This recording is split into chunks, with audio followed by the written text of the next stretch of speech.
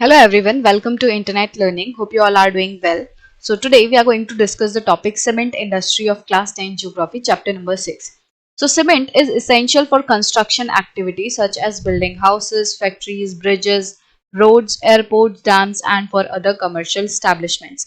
तो सीमेंट जो है वो कंस्ट्रक्शन के लिए बहुत ज्यादा इंपॉर्टेंट मटेरियल है। अब जितनी भी बिल्डिंग्स बनती हैं, फैक्ट्रीज, ब्रिजेस, जिस जैसा भी कंस्ट्रक्शन होगा उसमें सीमेंट की तो जरूरत होगी ही।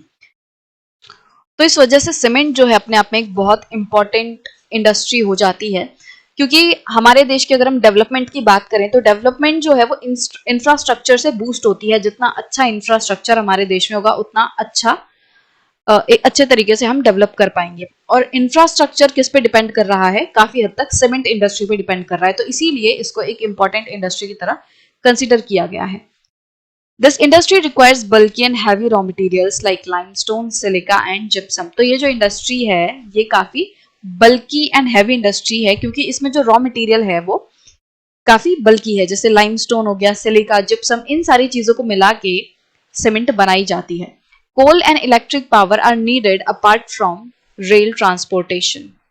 सो रेल ट्रांसपोर्टेशन के साथ साथ कोल एंड इलेक्ट्रिक पावर भी सीमेंट इंडस्ट्री को चाहिए। अब सीमेंट को बनाने के लिए बहुत ज्यादा पावर की जरूरत होती है, मतलब एक तरीके से बिजली की जरूरत होती है और हीट वगैरह की जरूरत होती है। तो हीट की जो रिक्वायरमेंट है, हीट एनर्जी की जो रिक्वायरमेंट है वो फुलफिल होती है कोल के थ्रू। जो भट्टियां रहती हैं उनमें कोल का इस्तेमाल किया जाता है भट्टियों को जलाने के लिए, और इसी तरीके से जो प्रोसेसिंग होती है सीमेंट की उसके लिए बिजली की भी जरूरत होती है। तो बहुत ज्यादा मात्रा में कोल एंड इलेक्ट्रिक पावर की जरूरत होती है, और इन सारी चीजों को एक जगह से दूसरी जगह पे पहुंचाना, रॉ मटेरियल को फैक्ट्री तक लाना, जो फिनिश्ड प्रोडक्ट है सीमेंट जो है उसको दूसरी जगहों तक पहुंचाना, इन सब के लिए रेल ट्रांसपोर्टेशन काफी इंपॉर्टेंट रोल प्ले करता है। The industry has strategically located plants in Gujarat that have suitable access to the market in the Gulf countries.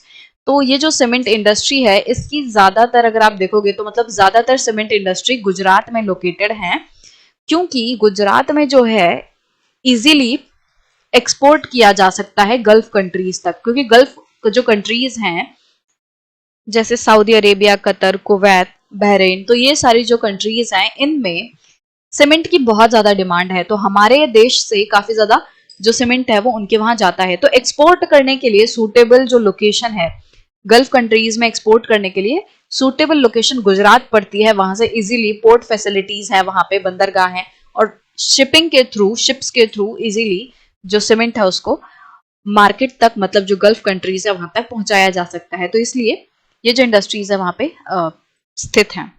तो सीमेंट इंडस्ट्री में कुछ बहुत ज्यादा नहीं था डिस्कस करने के लिए, इजी सा ये टॉपिक है कि सीमेंट इंडस्ट्री ऐसी इंडस्ट्री है जो कि काफी इंपॉर्टेंट है हमारे लिए, हमारी डेवलपमेंट के लिए इंपॉर्टेंट है। काफी सारी जितने भी इंफ्रास्ट्रक्चर हैं उन सब में सीमेंट का यूज होता है, तो इसलिए ये काफी इंपॉर्टेंट है। फिर हमने मेनली इसके लोकेशन की बात की कि क्यों ये गुजरात में स्पेसिफिकली लोकेटेड है। तो मेन जो रीजन है गुजरात में इसका लोकेट होने का वो ये है कि यहाँ से इजीली गल्फ कंट्रीज को एक्सपोर्ट किया जा सकता है। तो आप आई होप कि आपको ये सारी चीजें जो है वो क्लियर होंगी।